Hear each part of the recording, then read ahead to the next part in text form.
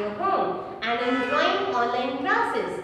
In last lecture we started poem Animals written by Walt Whitman, and we discussed about the poet and brief introduction of the poem. Now today we will see explanation of stanza number 1 and 2. So before starting explanation, let's recite stanza number 1 and 2.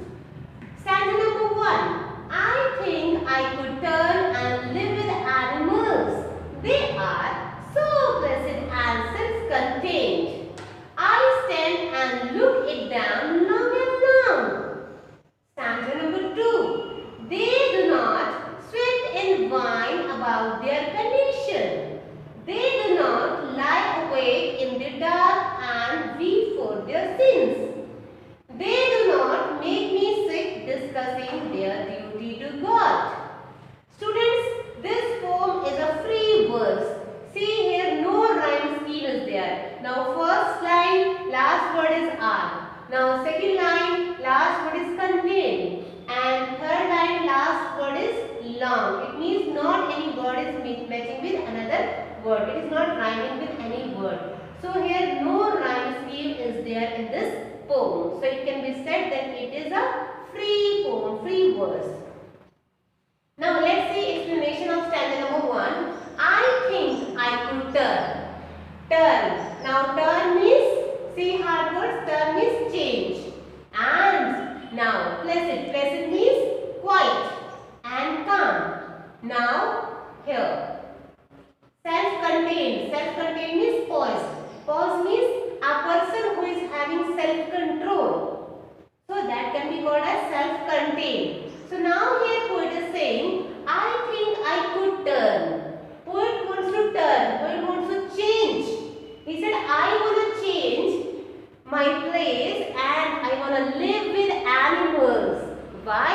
Here why poet wants to go and join animal words. Why he want to live with animals? Because he said that they are so pleasant. Because they are very quiet. They are calm-minded and self-contained. They are having self-control. They are having complete control on them, on their wishes, on their mind. I stand and look at them long and long. Here I stand on a place and look at the animal world for a long time. And after watching them for a long time, after observing them for a long time, I have come on a conclusion that they are very calm-minded and they are having complete control on their all wishes, on their all things. So that's why I want to join. I want to join animal world. I want to live with them. So the poet here desires to turn his word and he want to live with animals because he is much impressed by their calmness and the purity of their mind. Because unlike humans, animals seem so contained with their lives and are happy in their natural surroundings. The simple lives of animals help them maintain self-control and their rationality. As he said, then he stands and looks at them for a long time and he has observed that animals are having complete control on their wishes and their desires. But on the other side, human beings are not having any type of control. They always dissatisfied with their things which they have in their life. And if they get one thing, they demand more and more, they wish more and more, and they never get satisfied. So if we compare human word with animal word, so according to poet, animal word is far better, much better than human word. That's why poet wants to join animal word and he want to live with animals. Students, now in last line of stanza number 1, long and long word has given. And now here long and long means for a long time he has observed. So here long word has repeated. So we can say here poetic device, repetition poetic device as poetic device, repetition poetic device is present in long and long. Now see stanza number 2. They do not sweat and whine about their condition. They do not lie awake in the dark and weep for their sins. They do not make me sit discussing their duty to God. Now see hard words first of all. Sweat and whine. Sweat and whine means to cry.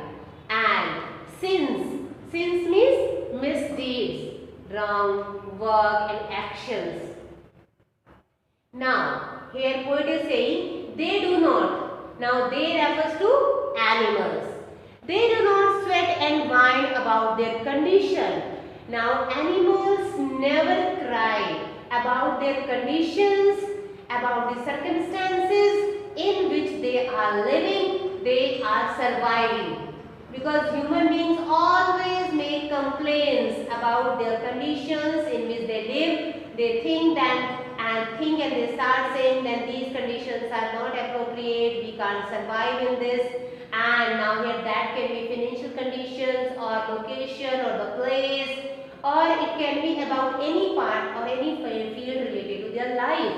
They always complain and they cry. It means they always complain about all the conditions of their life. But animals never do like this. Human beings always do this, but animals never complain about anything.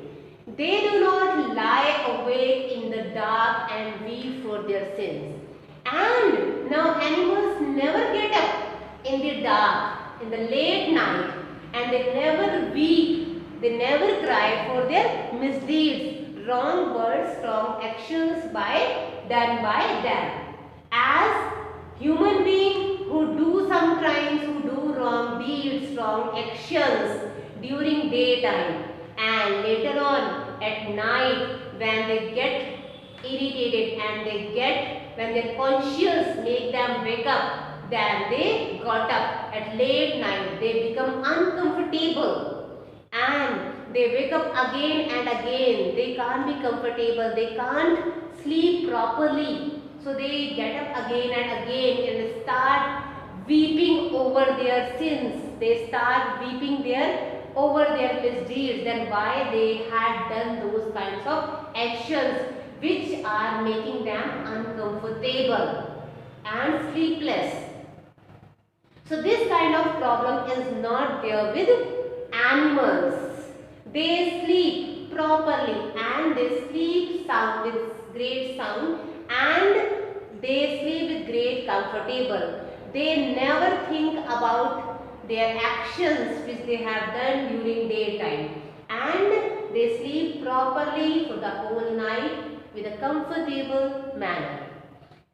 They do not make me sick discussing their duty to God, and they never discuss about their duty to God. It means whatever God has given them, they never complain about this.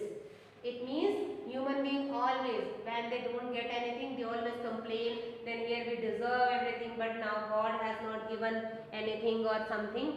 But human being never do, human being always do like this, but animals never do like this.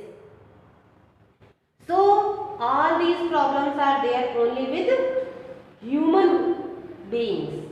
So that's why poets want to say, then he is quite happy with the fact that animals do not make complaints and cry about their conditions like humans. They eat and sleep peacefully as they have nothing to worry about, while humans, because of their wrong actions, are unable to do so and thus cannot sleep without worrying about them. So humans, even after committing sins, talk about God and rightness, while animals are simple creatures and they do not need to worry about praying to God.